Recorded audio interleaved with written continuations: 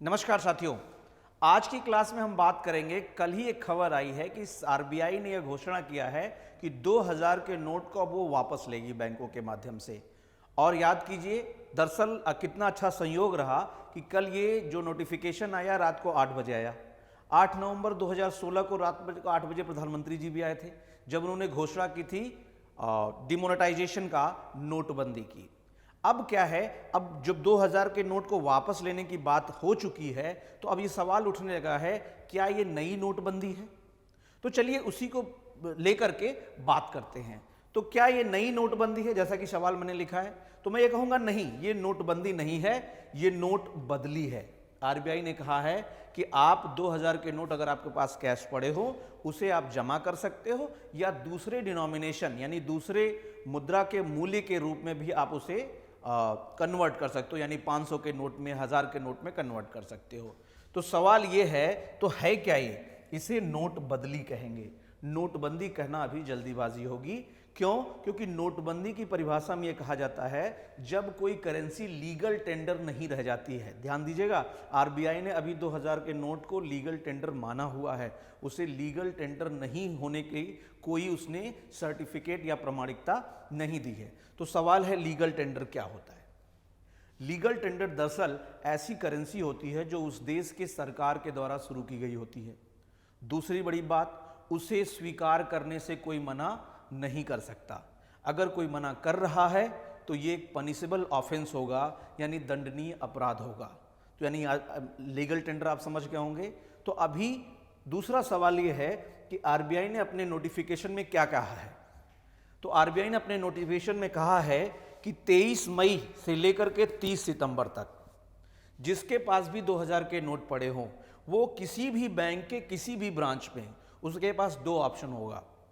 एक तो अपने खाते में उसे जमा कर सकता है, अनलिमिटेड है ये।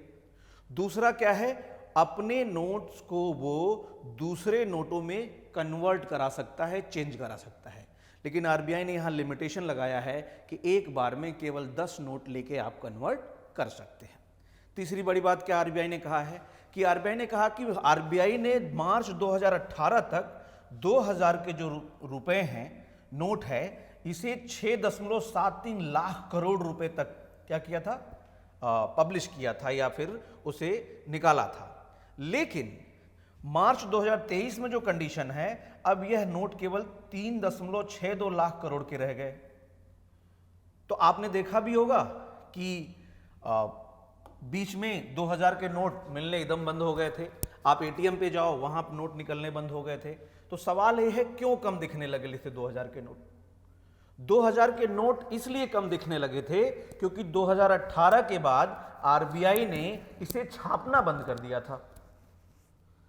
और जो सर्कुलेशन में नोट्स थे, तो जो बड़े लोग हैं यानी अमीर लोग हैं या कुछ ऐसे लोग हैं जो काले धन के रूप में इसे क्या करने लगे, कन्वर्ट करने लगे। इसलिए अब यहां भी समझ में आ गया होगा कि आरबीआई ने अनाउंसमेंट क्यों किया गया है, क्योंकि काले धन को आरबीआई क्या करना है, रोकना चाहता है। दूसरी चीज क्या है कि 2016 में से शुरू ही क्यों किया गया था, 2000 के नोटों को क्यों शुरू किया गया था? दरअसल 2016 में 2000 के बड़े नोट इसलिए शुरू किए गए थे ताकि 500-500 के और बहुत सारे नोट्स छापने ना पड़े। यानी मनी सर्कुलेशन को फुलफिल करने के लिए 2000 के नोट को शुरू किया गया था, बड़े डिनोमिनेशन का नोट शुरू किया गया था, ताकि गवर्नमेंट का ये इंटेंशन था जब मनी सप्लाई ठीक ठाक हो जाएगी, हम बाद में उसे सर्कुलेशन से क्या कर लेंगे, बाहर कर लेंगे। अब अगला सवाल देखते हैं। अगला सवाल आपके मन में आ रहा होगा क्या, कि आगे क्या होगा? अगला सवाल है आगे क्या होगा, जो बड़ा सवाल है। दो बात है।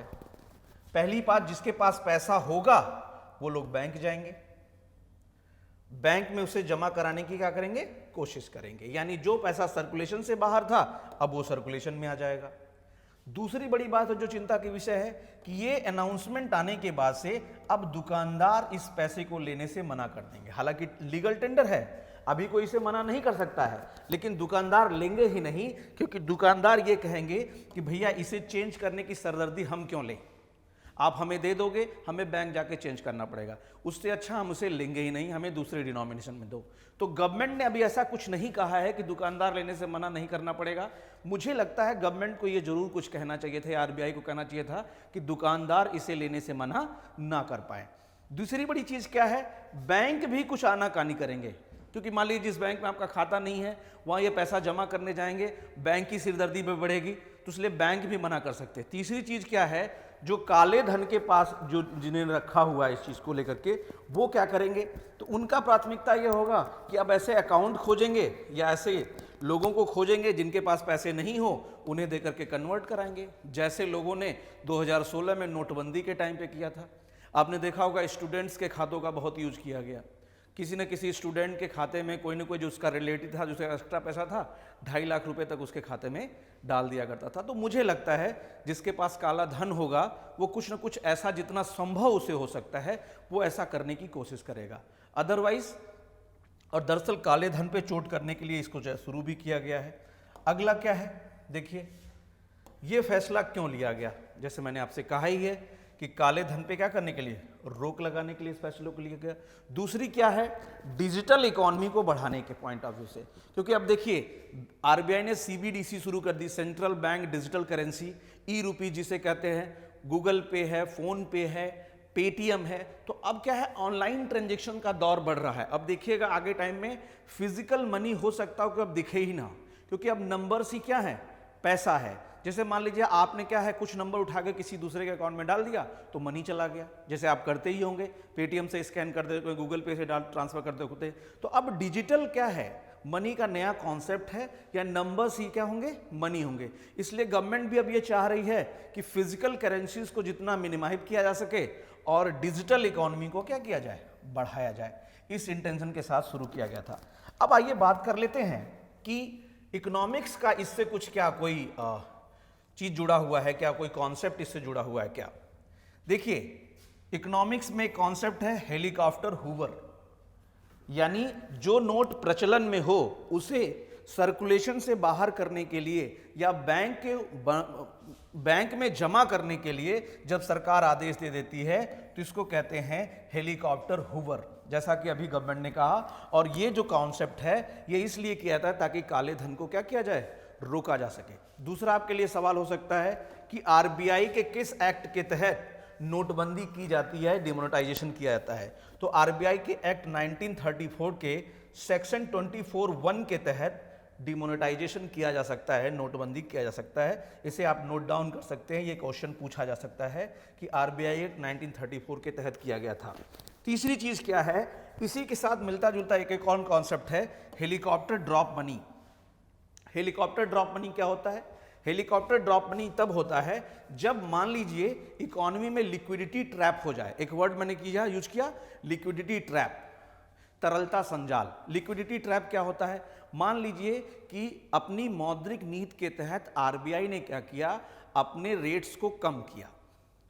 जब अपने रेट्स को आरबीआई कम कर दिया, मसलन मैं उदाहरण लूं रेपो रेट, अगर रेपो रेट को आरबीआई ने कम कर दिया तो अब बैंक इजी लोन देना शुरू करेंगे, क्योंकि बैंक को सस्ता लोन मिलेगा, इससे बाजार में तरलता बढ़ेगी, लोगों को इजी लोन मिलना शुरू होगा, और इससे क्या होगा, बाजार में तरलता बढ़ने से बाजार में मांग बढ़ेगी, अर्थव्यवस्था में मांग बढ़ने के कारण क्या होगा, उत्पादन बढ़ेगा और अर्थव्यवस्था फिर से पटरी पे आ जाएगी।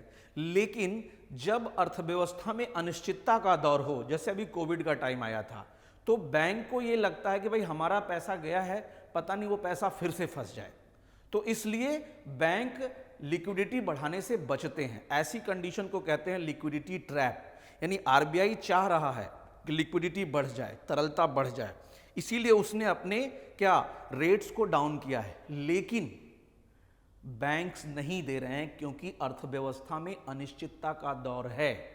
ऐसी स्थिति में या इस कंडीशन को लिक्विडिटी ट्रैप कहते हैं।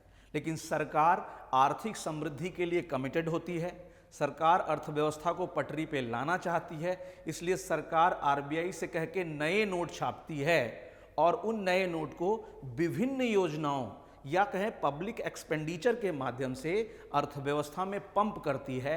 यही कहलाता है हेलीकॉप्टर ड्रॉप मनी। यानी इकोनॉमी में पैसा डालना हेलीकॉप्टर ड्रॉप कहता है। देखिए हेलीकॉप्टर ड्रॉप करना, जैसे मान लीजिए इसको ऐसे समझ सकते हैं कि बाढ़ आई हो या कैलेमिटी हो तो लोग क्या रसद को ड्रॉप करते हैं हेलीकॉप्टर से। तो यानी इकोनॉमी को क्या अनिश्चितता से उबारने के लिए कॉन्सेप्ट है हेलीकॉप्टर, इसी का उल्टा है हेलीकॉप्टर हूबर मनी। तो हम इस बात को कंक्लूड करते हैं कि 2000 के नोट को वापस लेने का जो ये निर्णय लिया गया है, इस निर्णय से ऐसे बड़े लोग, अमीर लोग जो ढेर सारा कैश अपने पास जमा करके रखे हुए हैं, उन्हें बैंक में जमा करना पड़ेगा। गरीब के पास या मिडिल के पास वैसे भी 2000 के नोट कम थे। जैसे अभी देखिए कन्नौज में एक व्यापारी के यहाँ करोड़ों करोड़ रुपए कैश में मिले, वो सब 2000 के नोट पे थे। बंगाल में एक लीडर के यहाँ भी ऐसे मिले थे। तो ऐसे बहुत से जो लीडर्स हैं या फिर ऐसे जो काला धन के रूप में पैसा रखे हुए हैं, उन्हें इस पैसे को बाहर लाना पड़ेगा। तो मेरे हिसाब से एक अच्छा निर्णय है, इसमें कोई बहुत समस्या वाली बात नहीं होनी चाहिए। अब आपके लिए एक सवाल मैं पूछ रहा हूं, आप कमेंट बॉक्स में बताइएगा कि भारत में इसके पहले यानी 2016 से पहले भी एक बार नोटबंदी की गई थी, तो वो सन बताइए और वो किस पार्टी की सरकार थी और उस समय प्रधानमंत्री कौन थे। और मैं आपको बताऊं उस समय 10,000 रुपए के एक नोट जारी किए गए थे। तो कमेंट बॉक्स में बताइएगा ये कब हुआ था, किस पार्टी की सरकार थी और प्रधानमंत्री कौन थे।